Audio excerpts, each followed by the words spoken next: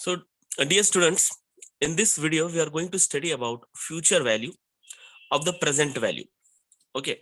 See, if you have certain present value, if you want to know about the future value of that by adding some compounding value or future value, so what will be the future value of it? Okay. So that is called as the future value techniques. And future value techniques is classified as four different kinds. First is future value of single cash flows, future value of uneven cash flows, future value of annuity or series of cash flows, and future value of multiple cash flows. Okay. See, whenever you have any kind of the present value, you want to know about the future value of it. Okay. Like you take about the first uh, part in the future value, the compounding value of technique, that is future value of single cash flow technique. Here what happens, only one cash flow will be there, and by applying some compounded value formula, we need to find out the future value by using the present value. So how do we calculate the future value?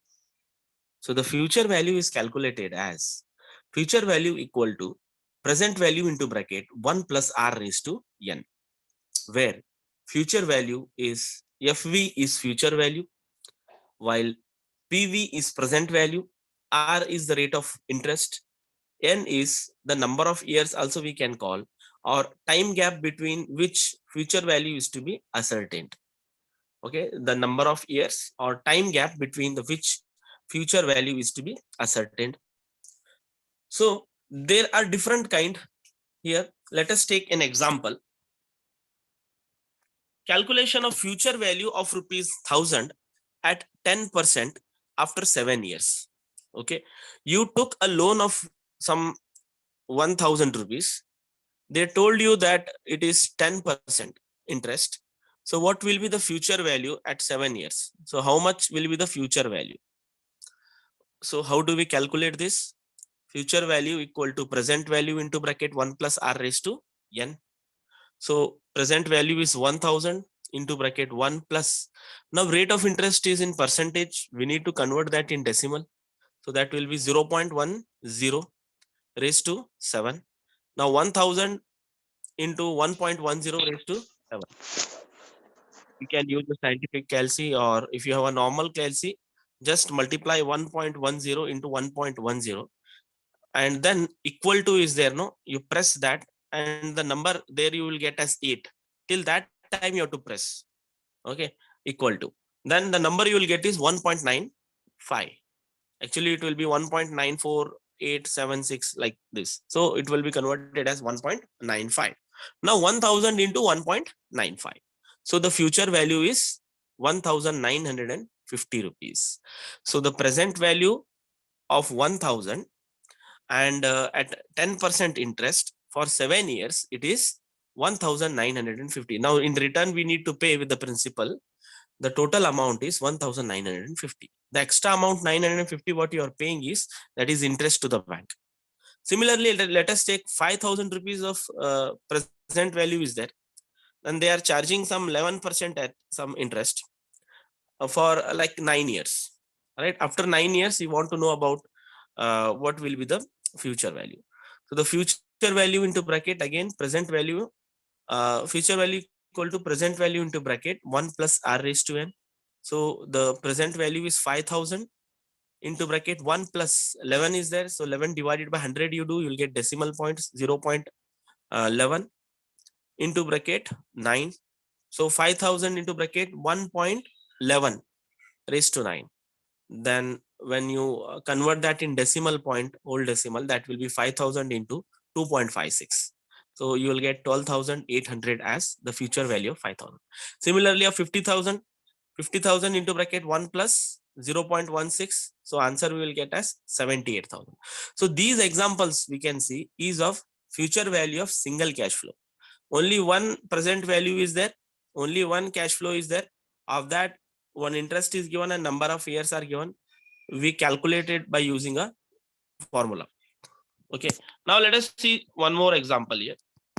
You are required to find out the amount to be received by Govind after 8 years from the following data.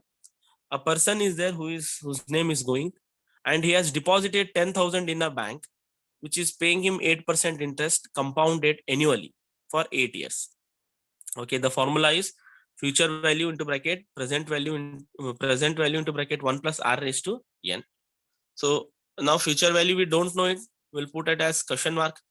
Present value, it is given in the problem, 10,000 rupees. Rate of interest is 8% for how many years? 8 years. Okay, now 10,000 into bracket 1 plus 8% means 8 divided by 100. 1 plus 0.08 raised to 8.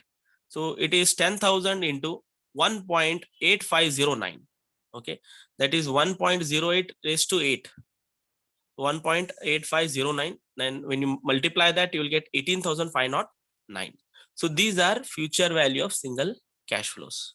Now let us go for future value of annuity or series of cash flows. Many a time what happens when an investment decision is involved, they will look for an annuity, the word called as annuity, where 1,000 is deposited every end of the year, every beginning of the year, and that annuity will have some kind of interest. At the end of the year, the series of the cash flow, how much will be the total amount that we need to calculate. Okay, let us see here. Example. The formula for annuity of the capital, annuity, future value of annuity. So the future value of annuity, it is denoted as FVAN equal to A into whole bracket into bracket 1 plus r raised to n minus 1 divided by r bracket complete. So this is the formula for that.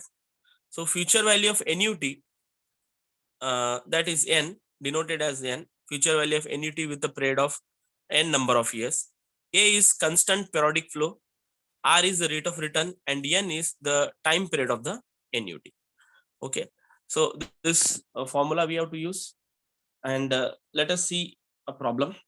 Calculate the future value of annuity at the end of 5 years, and from the following date, like deposit of rupees 10,000 in 5 equal annual payments in FD. Interest rate per year is 10%. Here we are not just depositing once as 10,000 rupees. 10,000 deposited in 5 equal annual payments in fixed deposit account. Okay, so if it is only one payment, we would have used the formula like present value into bracket 1 plus r raised to n. Directly we'll get the answer of single cash flow. 10,000 in 5 equal payments we are doing in FD account. So we need to use this formula.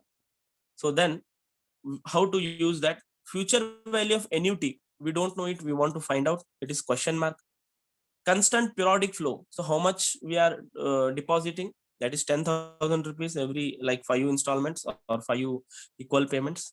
The interest rate is 10%, and time is for 5 years. Okay, 5 equal annual installment in the sense, as well as he told us at the end of the 5 years, every year we are doing it. So how do we calculate this? So first of all, A is the constant periodic flow, that is 10,000 into bracket. So there again sub bracket 1 plus rate of interest is 10%, 1 plus 0.10 bracket complete raised to 5 minus 1, which is constant, divided by 10% is there, convert in decimal, it is 0.10. Now again 10,000 into bracket 1.10 raised to 5 minus 1 divided by 10. So the ultimate answer after doing this all calculation, we will get 61,100. So this is future value of annuity.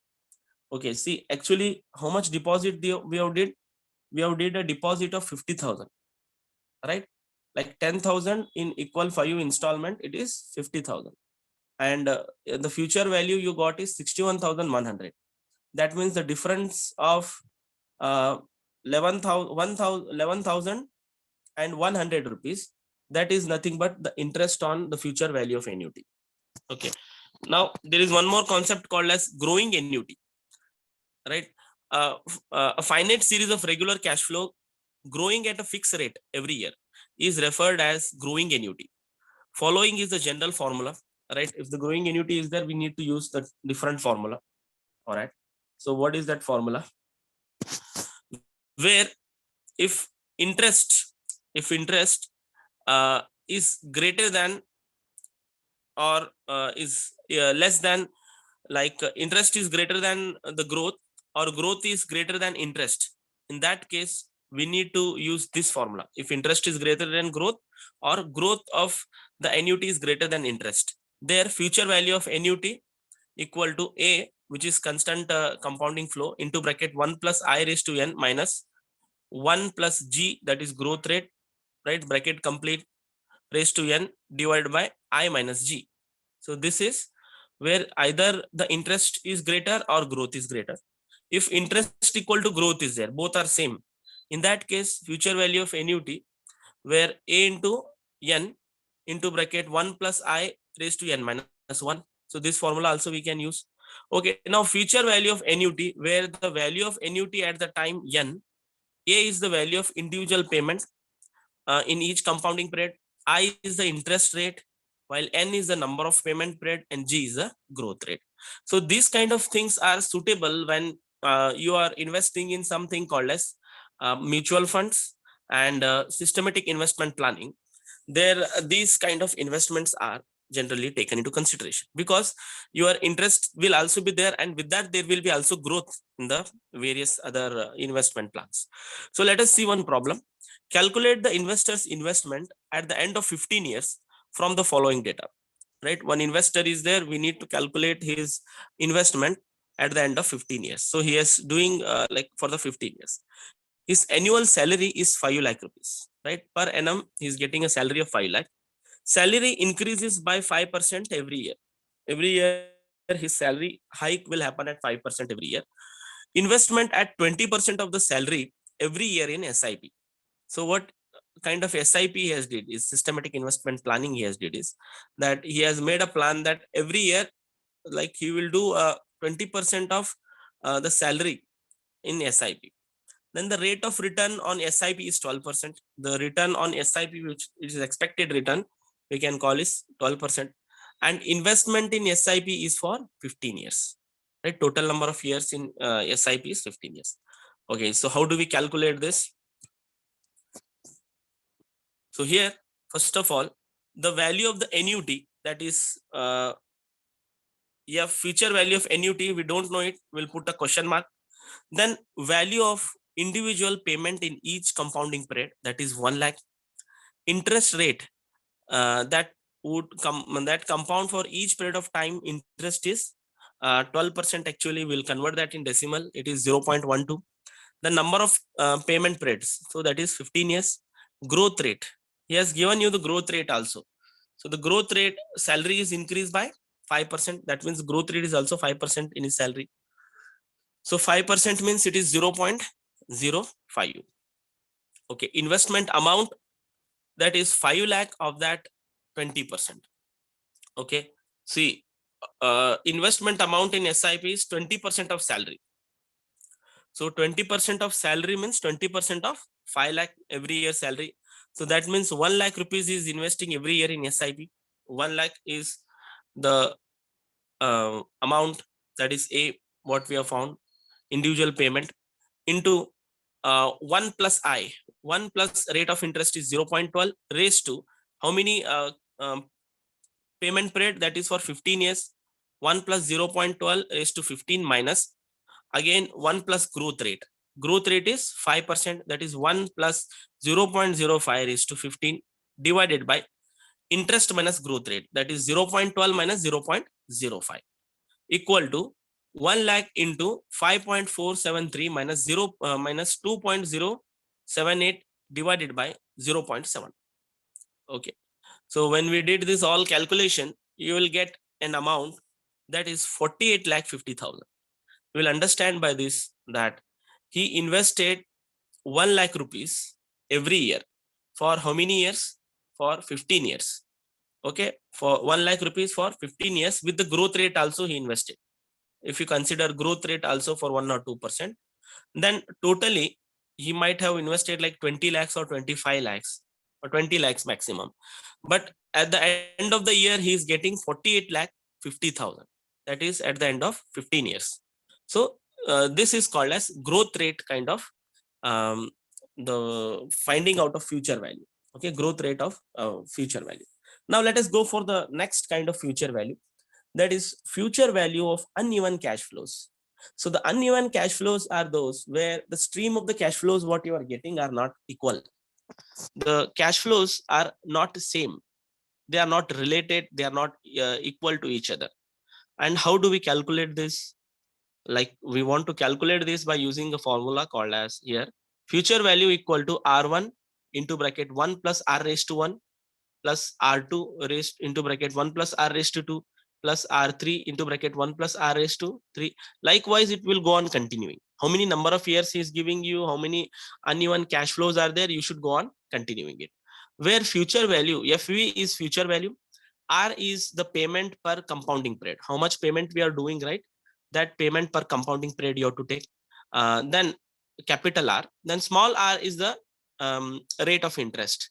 Or if we are getting confused by this, we can even write for 1 plus I also we can write.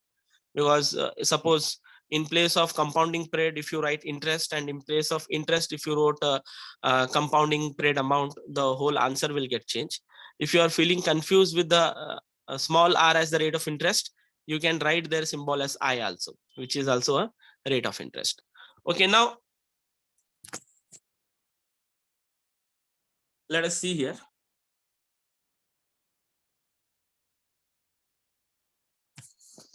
Calculate the future value of the investment from the following data. We want to find out the future value by investment from the following data. Mr. A is planning to paint his house in Diwali, which would incur a cost of rupees 12,000. He decided to deposit rupees 2,500 during each period. Okay, he wants to like have an investment for his own household purpose, like he want to paint his house, which will cost him 12,000 rupees. Now he decided to deposit 2,500 during each period. So interest rate for the period are expected to be as follows. Okay, the interest rate which are expected here are as follows. For the first period 3%, second period 4%, third period 5.5%, and fourth period it is 5%. So every period when is installing, the interest is different, and interest rates are compounded annually. So interest rate, what are those? Those are compounded annually. Again, we need to know that the formula also we know it, right? So what are the values here? We need to find out future value, that is question mark, right? After fourth period, what will be the future value, that we have to find out. Payment per compounding. Per compounding, we need to pay 2,500 rupees, right? Per compounding, that is for 4 compounding, right? Then interest rate for first period 3%, it is 0.03 in decimal. Second period 0.05, third period 0.055, and fifth period 0.05, right? The time gap between which future values to be ascertained is 4 years, right? That is like annually. Okay, now let us calculate this. We'll use the formula future value equal to R1. R1 is the first payment, that is 2,500 into bracket 1 plus rate of interest of the first period, that is 0.03. 0.03 raised to 4. Okay, you have to count here as 4. Like from first year, you have to count first, second, and third, fourth. So totally 4 years. You will write on the top of that raised to 4 plus 2,500 into bracket 1 plus second year, second payment, the interest is changed. It is 0.04. Now 0.040 raised to how many years? Second, third, and fourth, 3 years. Third year plus again 2,500 into bracket 1 plus interest is again changed, that is 0.055. We'll write 0.055 raised to 2 years. Last is plus 2,500 into bracket 1 plus 0.050 raised to 1. So when we do this all calculation, first what you need to do, 2,500 into bracket 1 plus 0.030 raised to 4. Similarly, 1 plus is there, no, 1.040 raised to 3. You have to first add that both like 1 and the decimal point. Then later on, you have to multiply with how many number of year times it is, like 4 times, 3 times, multiply it. You will get the answer like 1.1255, 1.1249. Then go on multiplying with the base values, that is 2500 constant period into the rate of the value interest, that is 1.1255. Similarly, 2500 into 1.1249. Go on multiplying these all things. So whatever value you will get, add that, and final value you will get is 11,349 rupees. Okay, so now by this we understood that 2,500 rupees, okay, he did investment, or he invested for how many years? He invested for totally for 4 years. And if suppose he invested, just he kept it at some place, it would have been just some 10,000 rupees. But because he got a different rate of interest every year by some policies, like 3%, 4%, 5.5%, 5%. So at the end of 5th year, he got 11,033 rupees, which is 1,033 rupees more compared to just having like same flows. So this kind of payment of interest, it is called as, or calculating it is called as uneven cash flows. The cash flows what you are paying, right, every year it is changed. First year 2,813, second year 2,812, third year 2,782, then 2,652. Next is future value of multiple cash flows. When you want to calculate where multiple cash flows are there, right, not one cash flow, multiple cash flows, right? Like in example you see here, find out the value of 1,000, 2,000, 3,000 respectively uh, for the respective period, and take the total thereof, right? We need to find out the future value of it. So how do we find? Same formula we can use, like similar formula. Okay, so that is future value. First year is 100, second year is 1,000, first second year is 2,000, then 3,000. Okay, so 1,000 into future value, that is 12% or 3. And then similarly 2,000 into future value into 12 comma 2. So we need a help of a table here, right? We have to go for future value of interest and factor table, right? FVIF table. When we go for that table, for 12% for third year, you will get 1.405. And for 12% for 2 years, you will get 1.254. For 12% for 1 year, you will get 1.120. Then after all calculation, you will get the answer as 7,273 rupees. This is for multiple cash flows. Okay, multiple cash flows. Let us see one more example here. One person is there whose name is Alok. He has made an investment of 500, 1,000, 1,500, 2,000, and 2,500, right, at the end of each year. The cash flows to accumulate at the end of 5th year. At the 5th year, you will get all the cash flows. The interest rate is 5% compounded annually. Now 500 is the first future value. The 500 is the first cash flow into future value cash flows, that is for 5 years, into comma the rate of like totally for you have to count, right? And in this you have to remember that from where it starts, right? First year you should leave it, right? Now 5 years are there, right? 2, 3, 4, and 5. There will be 4 years remaining. So you have to multiply with 4 years, 5% with 4 years. Next year, the cash flow payment is, the investment is 1,000. Now 5% will remain same. Now number of years will not be like 4 years. You are there in second year. So when you are there in second year, leave second year, count from third year, third, fourth, and fifth. So totally 3 years plus 1,500 next.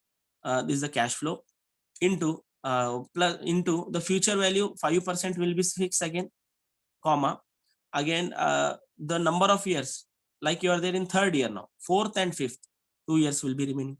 Now 2,000 into future value factor, 5% will be fixed. Now you are there in fifth year, how many years are remaining? 1 year. So you'll go for 1 year. Last year at fifth year, none of the year is remaining, that is the last end date. So 5 comma 0 we have to do. Now, when you go for future value of interest and factor table, how you have to find for the 5%, right? First you go to 5% in that table. Then you see for the fourth year, whatever value you will get in that future value of interest and factor table. Like you got for the first year 1.216, write that. Second year again go for future value of interest and factor table. 5% for third year, write that value. Then 5% for second year, write that same value. 5% for first year, write that value. 5% for zero, right, in the beginning of the year, that also you write the value. And then multiply all the future value of cash flow, the constant payment of cash flow into the future value in terms of the decimal points. When you multiply this, you will get the amount and then add it. Plus is there, add that all, you'll get 8020.50 rupees, right? So this is the future value of the uh, different cash flows, or we can call it as multiple cash flows.